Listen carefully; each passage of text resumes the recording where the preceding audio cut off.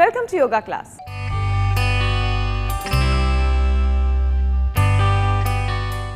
ఈ రోజు యోగా క్లాస్లో కృష్ణ గారు మనకు ఏ ఆసనం నేర్పించబోతున్నారో చూద్దాం.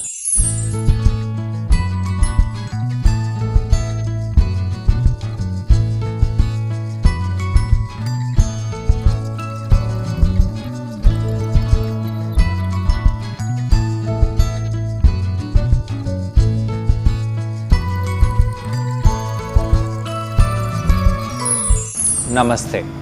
ఈరోజు యోగా క్లాస్లో చేసే ఆసనం పేరు సుప్త సమకోణాసనము. సుప్త అంటే పడుకొని మన కాళ్ళని అంత దూరంగా చేసి ఆసనం చేయడం అన్నమాట.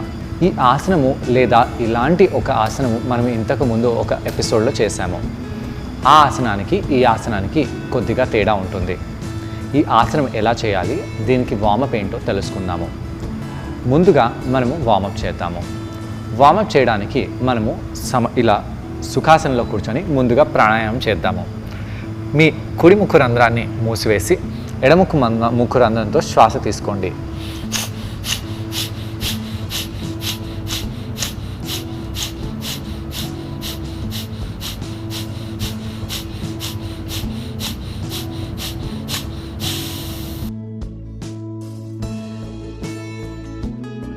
కొంత సమయం పాటు నెమ్మదిగా శ్వాస తీసుకుంటూ వదిలేస్తూ ఉండాలి.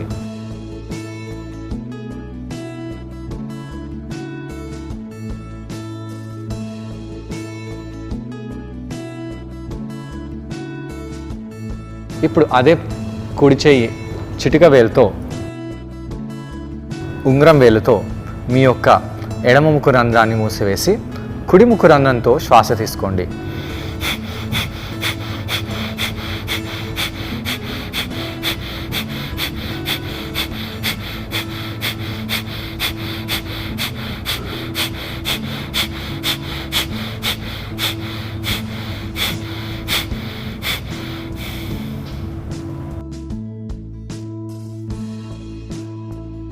చేతిని కింద పెట్టేసేయండి.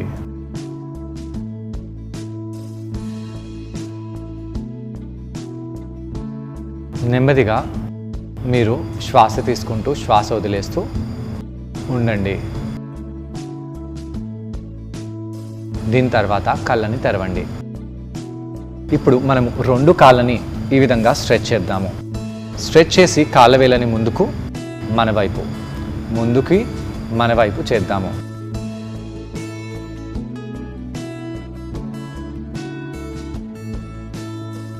ఇలా కాళ్ళ వేళ్ళని ముందుకి మన వైపు చేయడం వలన కాళ్ళ కింద ఉండే కండరాలపై చాలా ప్రభావం పడుతుంది. కాళ్ళ వేళ్ళని ఈ విధంగా గుండ్రంగా చేద్దాము. అదే రివర్స్ ఆర్డర్లో కూడా చేయాలి. కుడి కాళ్ళని పైకి చేసి ఈ విధంగా మన వైపు అంటూ పైకి కిందికి చేద్దాము. కాలుని కింద పెట్టేసి రెండో కాలుని పైకి చేసి పైకి కిందికి అనండి. ముందుకి వెనకాలకి అనాలి. దీని తర్వాత కాలుని కింద పెట్టేసేయండి. ఇప్పుడు కుడి కాలుని స్ట్రైట్గా చేసి ఈ విధంగా ఫార్వర్డ్ బెండ్లో వెళ్దాము. శ్వాస తీసుకుంటూ పైకి వచ్చేసి శ్వాస వదిలేస్తూ మళ్ళీ కిందికి వెళ్ళండి. శ్వాస తీసుకుంటూ పైకి వచ్చేసి శ్వాస వదిలేస్తూ మళ్ళీ కిందికి వెళ్దాము. అలా చేసి పైకి వచ్చేసి రెండు కాళ్ళని సూటిగా చేద్దాము. శ్వాస తీసుకుంటూ ఇలా జాను శీర్షాసనం చేయండి. పైకి వచ్చేసి మళ్ళీ ఫార్వర్డ్ బెండ్లో వెళ్దాము. ఇలా కొన్నిసార్లు మనం ఫార్వర్డ్ బెండ్ చేసి ఇప్పుడు కుడి కాలుని ఈ విధంగా సూటిగా చేద్దాము. భుజాలని కిందికి చేస్తూ ఈ విధంగా ఆసనంలో ఉండండి. నెమ్మదిగా శ్వాస తీసుకుంటూ శ్వాస వదిలేస్తూ అరికాలుతో అరిచేతులని పుష్ చేయాలి. కాలుని కింద పెట్టేసి రెండో పాదాన్ని పట్టుకోండి. రెండో కాలుని కూడా ఇలా పైకి చేద్దాము. కాళ్ళ వేళ్ళని ముందుకు చేయాలి.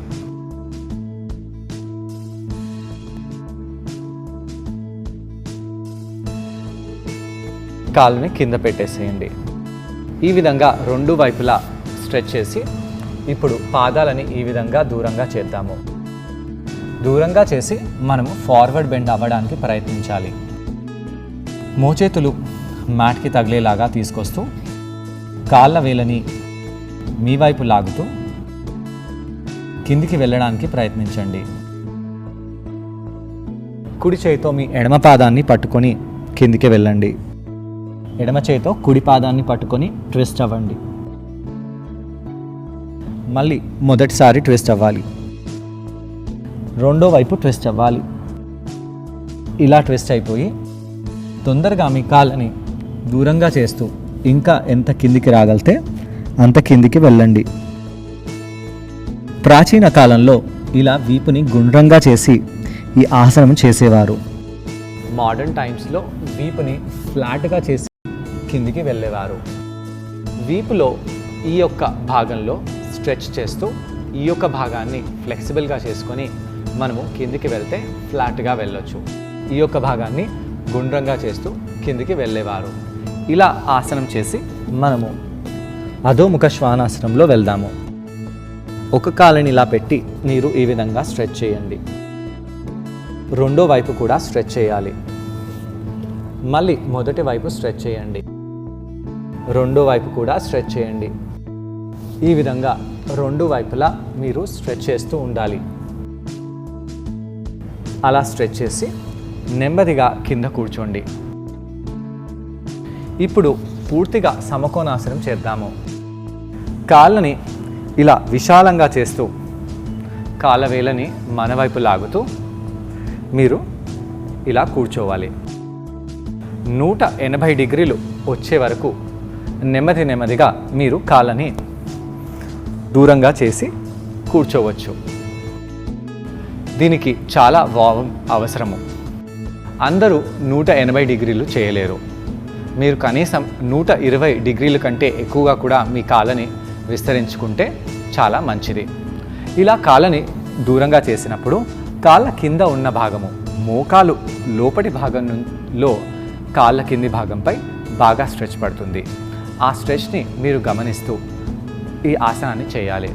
ఒకవేళ మీరు ఈ ఆసనం చేసేటప్పుడు మీ కాళ్ళ కింది భాగంలో కట్ అని ఏమన్నా సౌండ్ వచ్చినా లేదా చాలా తీవ్రంగా ఏదో మండుతున్నట్టుగా అనిపించినా మీరు కాళ్ళ కిందిలో ఉన్న కండరాలని గాయం చేసుకున్నట్టు అర్థము.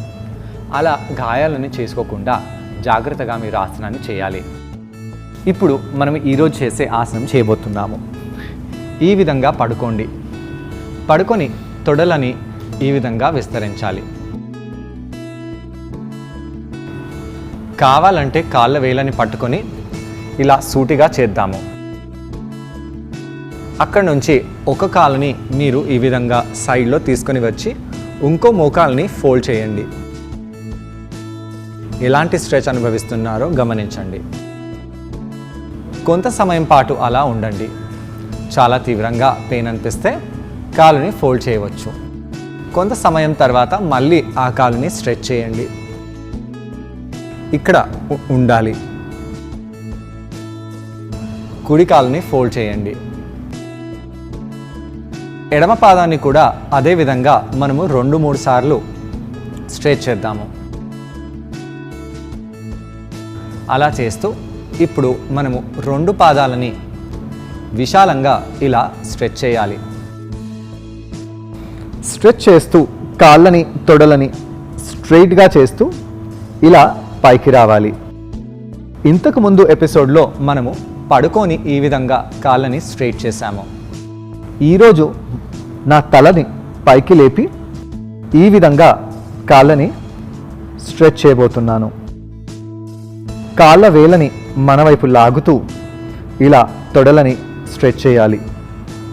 కాళ్ళ వెనకాల భాగంలో తీవ్రంగా స్ట్రెచ్ మనకు వస్తుంది. అలా ఆసనాన్ని చేసి మోకాలని ఈ విధంగా బెండ్ చేసుకోండి. కాళ్ళని ఈ విధంగా బెండ్ చేయడం వలన ఆ యొక్క కండరంపై స్ట్రెచ్ పడకుండా రిలాక్సేషన్ కలుగుతుంది. కాబట్టి ఈ అపానాసనాన్ని మనము కౌంటర్ ఆసనంగా చేసుకోవచ్చు. దాని తర్వాత నెమ్మదిగా మీరు శవాసనంలో పడుకోండి. ఈ ఆసనాన్ని ట్రై చేయడానికి నేను కూడా జాయిన్ అవబోతున్నాను. మా ఇద్దరిని చూసి ఈ ఆసనాన్ని మీరు కూడా ట్రై చేయండి. నమస్తే. ఈరోజు యోగా క్లాస్లో చేసే ఆసనం పేరు సుప్త సమకోణాసనము. ఈ ఆసనంలో మనము కాళ్ళని చాలా ఎక్కువగా విస్తరించి పడుకొని ఆ కాళ్ళ వేళ్ళని పాదాలని మన చేతులతో పట్టుకొని కాళ్ళని స్ట్రైట్గా చేస్తాము. ఇలా చేయడం వలన మన కాళ్ళ కింద ఉన్న కండరము అంటే హ్యామ్స్ట్రింగ్ కండరంపై చాలా ప్రెషర్ పడుతుంది. ఆ హ్యామ్స్ట్రింగ్స్ కండరము ఫ్లెక్సిబుల్గా అవుతుంది. అన్ని కండరాలలో కంటే హ్యామ్స్ట్రింగ్ కండరము, మెడ కండరము తొందరగా స్టిఫ్ అయిపోతుంది. అందు గురించి హ్యామ్స్ట్రింగ్ కండరము, మెడ కండరము అలానే వీపులో ఉన్న కండరాలని కూడా మనము ప్రతిరోజు వార్మప్ చేసుకోవాలి. ప్రతిరోజు ఆ అవయవాలపై పనిచేయాలి. అలా చేస్తేనే ఈ కండరాలు బాగా ఫ్లెక్సిబుల్గా ఉంటాయి. ముందు మనము మన కాళ్ళని సూటిగా చేసి కూర్చున్నాము. దండాసనంలో కాళ్ళని సూటిగా చేసి వార్మప్ చేద్దాము. చేతులని చెరో వైపు పెట్టి కాళ్ళ వేలని మన వైపు ముందు వైపు చేస్తూ ఉండాలి. మన వైపు ముందు చేస్తూ ఉండాలి. అలా చేయడం వలన తొడ ప్రాంతంలో ఉన్న కండరాలపై బాగా ప్రెషర్ పడుతుంది. శ్వాస తీసుకుంటూ మీ కుడి కాలుని పైకి తీసుకెళ్ళి అలానే పెట్టండి. కాళ్ళ వేలని మీ వైపు లాగుతూ కుడి కాలు కండరం లేదా తొడ కండరాన్ని మీరు స్క్వీజ్ చేసి అలానే ఉండాలి. కాలుని కింద పెట్టేసేయండి. వేరే కాలుని పైకి చేయాలి. కాళ్ళ వేలని మీ వైపు లాగుతూ తొడని స్ట్రైట్గా చేసి మీరు రెండో వైపు కూడా అలానే ఆసనంలో ఉండండి. దాని తర్వాత కాళ్ళని కింద పెట్టేసేయండి. ఇలా కొన్నిసార్లు పైకి కిందికి అలా చేసిన తర్వాత మీరు ఒక కాలుని జాను శీర్షాసనంలో తీసుకొని రండి. ఒక కాలుని అలా సూటిగా చేసి చేతులని పైకి చేసి ఫార్వర్డ్ బెండ్లో రావాలి. శ్వాస తీసుకొని పైకి వచ్చేసి శ్వాస వదిలేస్తూ మళ్ళీ ఫార్వర్డ్ బెండ్లో వెళ్ళాలి.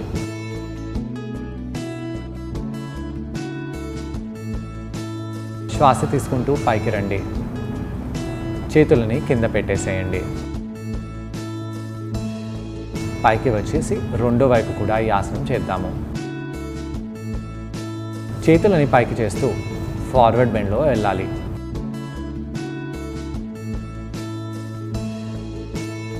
శ్వాస తీసుకుంటూ పైకి వచ్చేసి వీపుని నిటారుగా చేయండి. శ్వాస వదిలేస్తూ ఫార్వర్డ్ బెండ్లో రావాలి. మళ్ళీ శ్వాస తీసుకుంటూ వీపుని నిటారుగా చేయండి. శ్వాస వదిలేస్తూ ఫార్వర్డ్ బెండ్లో వెళ్ళాలి. అలా బెండ్ అవుతూ రెండు కాళ్ళని వార్మప్ చేసి పైకి వచ్చేసి దాని తర్వాత రెండు కాళ్ళని సూటిగా చేయండి. రెండు కాళ్ళని మ్యాట్ కంటే కొద్దిగా పైకి లేపి చాలా దూరంగా దగ్గరగా తీసుకొని రావాలి. ఇలా దూరంగా దగ్గరగా తీసుకొస్తూ కాళ్ళని సూటిగా పెట్టండి. కాళ్ళని బద్ధకోణాసనంలో తీసుకొని వచ్చి తొడలని పైకి కిందికి అనవచ్చు. ఇలా తొడ ప్రాంతాలని కాళ్ళ కింద ఉన్న కండరాలని స్ట్రెచ్ చేయడానికి ఎన్నో ఆసనాస్ ఉన్నాయి. అవిట్లో మనం కొన్ని ఆసనాలని నేను చేసినప్పుడు చేశాము. ఇప్పుడు కొన్ని డిఫరెంట్ ఆసనాస్ని మనం చేస్తున్నాము. ఇలా చేసి దాని తర్వాత రెండు కాళ్ళని చాలా విస్తరించి పెట్టండి. కాళ్ళ వేలని మీ వైపు లాగుతూ వీపుని నిటారుగా చేయాలి.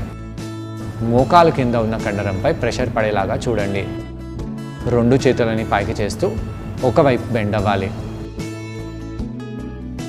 శ్వాస తీసుకుంటూ చేతులను పైకి చేసి రెండో వైపు బెండ్ అవ్వండి. ఇలా కొన్నిసార్లు మీరు ఫార్వర్డ్ బెండ్ వెళ్ళండి.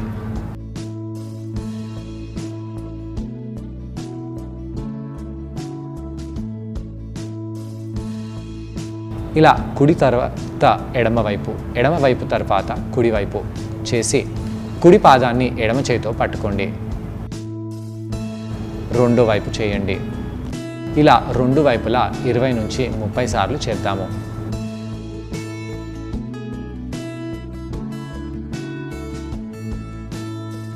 ఈ విధంగా చేస్తూ దాని తర్వాత ఫార్వర్డ్ బెండ్లో రావాలి. చేతులని పైకి చేసి వీపుని నిటారుగా చేయండి. వీపు కింది భాగంలో ఉన్న కండరాన్ని నిటారుగా చేయాలి. ఫార్వర్డ్ బెండ్లో వెళ్ళండి. పైకి వచ్చేసేయండి. ఒకసారి సైడ్లో స్ట్రెచ్ అవుదాము. రెండో వైపు స్ట్రెచ్ అవ్వండి. మళ్ళీ మొదటి వైపు స్ట్రెచ్ అవ్వాలి. రెండో వైపు స్ట్రెచ్ అవ్వండి. మళ్ళీ కుడి చేయిని ఎడమ పాదాన్ని పట్టుకోండి. ఎడమ చేయిని కుడి పాదాన్ని పట్టుకోండి. ఇలా ట్విస్ట్ చేస్తూ ఇంకా ఫార్వర్డ్ బెండ్లో వెళ్ళాలి. దీని తర్వాత చేతులను పైకి చేసి ఫార్వర్డ్ బెండ్లో రావాలి. కాళ్ళ వేళ్ళని మీ వైపు లాగుతూ ఉండండి. లాగుతూ తొడలని దూరంగా చేయాలి.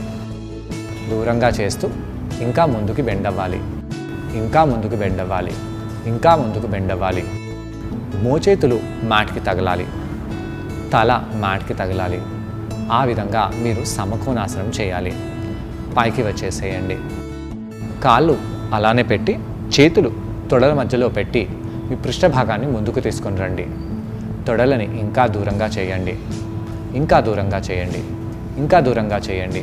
ఇలా విశాలంగా చేస్తూ కనీసం 120 డిగ్రీల కంటే ఎక్కువగా మీ కాళ్ళని విస్తరించాలి. అలా విస్తరించి మీ తొడ కింద భాగంలో ఎలాంటి స్ట్రెచ్ పడుతుందో గమనించాలి.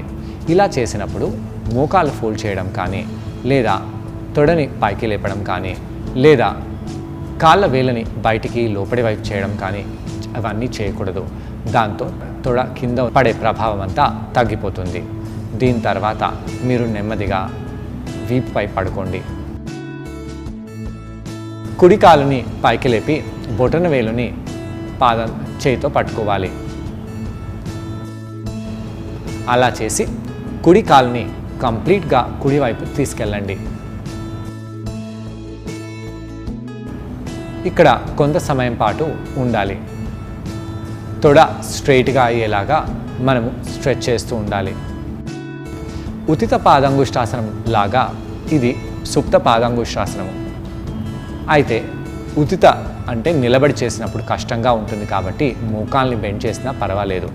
కింద మనకు ఇంత సపోర్ట్ ఉంది కాబట్టి మోకాల్ని అస్సలు బెండ్ చేయకూడదు. దాని తర్వాత కుడికాల్ని వదిలేసేయండి. ఎడమ పాదాన్ని అదేవిధంగా పట్టుకొని ఎడమ వైపు తీసుకెళ్దాము. ఒక పాదం సైడ్లో వెళ్తుంది కాబట్టి ఇంకో పాదము అలానే పెట్టకూడదు. రెండో పాదం వేళ్ళని కూడా మన వైపు లాగుతూ ఎంగేజ్ చేసి పెట్టాలి. ఎంత కిందికి తీసుకెళ్తే అంత మంచిది.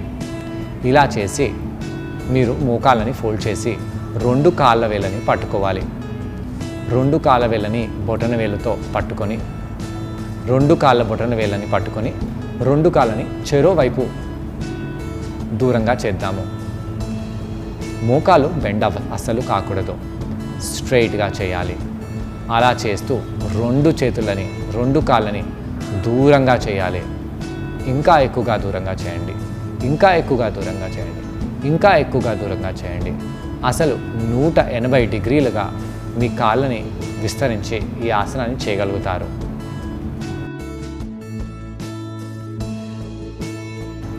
దీని తర్వాత మనము చేతులని అలానే పట్టుకొని తలని పైకి లేపుదాము. ఈ ఆసనము ఈరోజు చేసే ఆసనము. ఇంతకుముందు ఆసనంలో మనము కాళ్ళని అలా పట్టుకొని తలని కింద పెట్టి చేశాము. తలని ఇంకొద్దిగా పైకి చేయండి.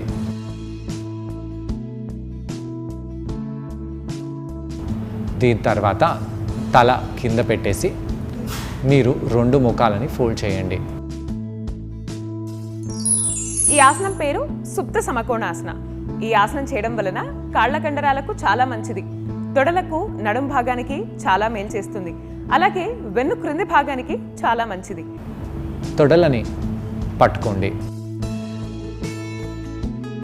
కొంత సమయం పాటు మీ మోకాలని మ్యాట్పై గట్టిగా మీ వైపు లాగాలి. వేళ్ళని ముందు వైపు పెట్టండి. దాని తర్వాత 2 మోకాలని కుడివైపు పెట్టేసి మనము ట్విస్ట్ అవుదాము.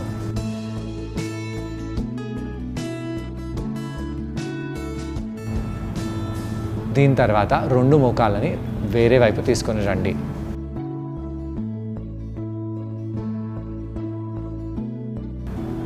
చేసి కాళ్ళని స్ట్రైట్గా చేసి రిలాక్స్ అయిపోండి. పాటు చేయడం వలన వెన్ను క్రింది భాగం, తొడలు, నడుము అలాగే కాళ్ళ కండరాలు బాగా స్ట్రెచ్ రిలాక్స్ అయిపోతాయి. ఈ రోజు యోగా క్లాస్లో కృష్ణ గారిని మనం అడగబోయే క్వశ్చన్ ఏంటంటే, ఈ ఆసనం చేసేటప్పుడు మనం ఎటువంటి జాగ్రత్తలు పాటించాలి? ఈ ప్రశ్నకు సమాధానం కృష్ణ గారిని అడిగి తెలుసుకుందాం. ఈ ఆసనం చేసేటప్పుడు మనము ఎలాంటి జాగ్రత్తలు తీసుకోవాలి? ఈ ఆసనం చేసేటప్పుడు మనము మన కాలు తొడ కింద ఉన్న భాగంలో గాయాలవ్వకుండా చూసుకోవాలి. అక్కడ గాయం అవుతే మనకు మండినట్టుగా అనిపిస్తుంది, లేదా అక్కడ గాయం అవుతే చాలా తీవ్రంగా పెయిన్ వస్తుంది. ఆ యొక్క పెయిన్, ఆ యొక్క లిగమెంట్ టేర్, ఆ యొక్క మసిల్ టేర్ మీరు నడిచినా, కూర్చున్నా, లేచినా కంటిన్యూస్గా అవుతుంది. మీరు కాళ్ళని బాగా స్ట్రెచ్ చేయకుండా, వార్మప్ చేయకుండా ఈ ఆసనాన్ని చేస్తే మీకు కంపల్సరీగా ఆసనాన్ని చేస్తే ఆ యొక్క గాయాలు అయ్యే ప్రమాదం చాలా ఉంది. అందు గురించి మీరు చాలా వార్మప్ చేయండి. అందుకే నేను ఉన్న ఎపిసోడ్లో మీకు అన్ని వార్మప్ ఎక్సర్సైజెస్ చూపించాను. ఇది చూడడానికి సులభంగా ఉన్న చాలా అడ్వాన్స్ పాస్చర్. చూసారు కదండి, ఇవాల్టి యోగా క్లాస్లో సుప్త సమకోణాసన. ఈ ఆసనాన్ని మీరు కూడా ట్రై చేసి దీనివల్ల వచ్చే బెనిఫిట్స్ని మీరు కూడా పొందండి.